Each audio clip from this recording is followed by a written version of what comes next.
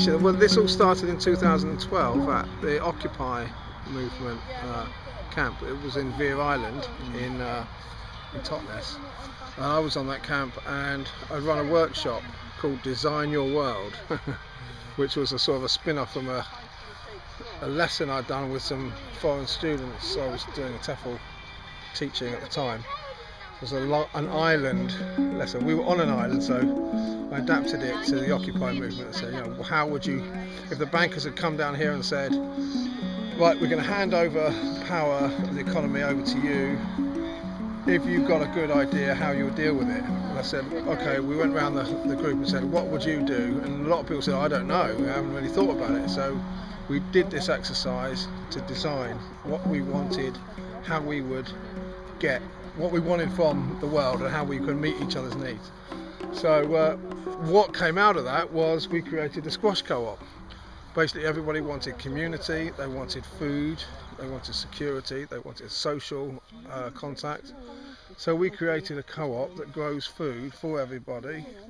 I'd already been growing squash with more trees for a couple of years before that, so I had experience in growing, and I suggested we do it and got people to sort of come and join the co-op and explain that it was a co-op and that it was dividend sharing kind of system, and it's been going ever since. And this today is probably one of our largest harvests ever. Yeah, it's great. People get out, sociable. They're not all depressed, sitting in their houses by themselves. They're out getting muddy, getting wet, getting windswept, blowing the cobwebs away. And it's just so nice to get those antidepressant microbes on your hands and to feel connected. So I lived in Devon for a long time. I used to grow a lot of stuff before I lived in Devon. Didn't grow much stuff here at all. And now I'm growing in Devon again. I feel really connected to the place. I feel part of it, and it's such an important thing to do, to just feel really connected to where you live by touching the earth, and just have that harvest. And squash are so versatile, they're amazing and they're pretty tasty. We've got a lot of squash. I like that they're really colourful and you get lots of different squash together.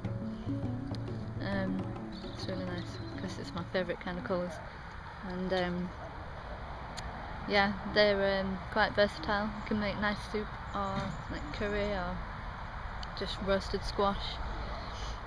It's nice and kind of hearty sort of meal. I was studying before this, so I did a master's around food sovereignty, community autonomy, but it was more around indigenous peoples, and yeah, I've kind of got an interest in from that side. So yeah, I was just looking more in the context of Britain, because I wasn't living here for a long time, and then I moved back, having grown up in London, and yeah, it was just kind of re-establishing a connection, and food growing seemed a good way really to do that.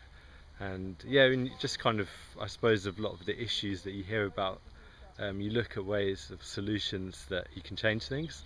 And yeah, I think a lot of it does start really on your plate in terms of you know, fossil fuels, and obviously less reliance on money and job, and like using your time in a different sort of way, where you can. Not everyone has that opportunity. I did, so I've been trying to kind of learn from it, and yeah, at least share my experiences. Here at Pondfield, we're sort of being hosted by the Living Projects. They're growing other vegetables here.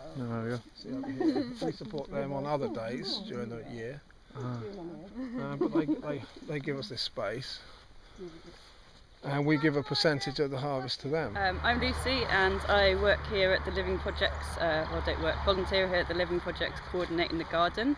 The Sqash Co-op come here every year and grow squash here, and it's really good, I think, for our project to kind of have lots of different community involvement. So that's one of the aims of our project, is to have like a space where different parts of the community can come together and do projects. So it's called the Living Projects.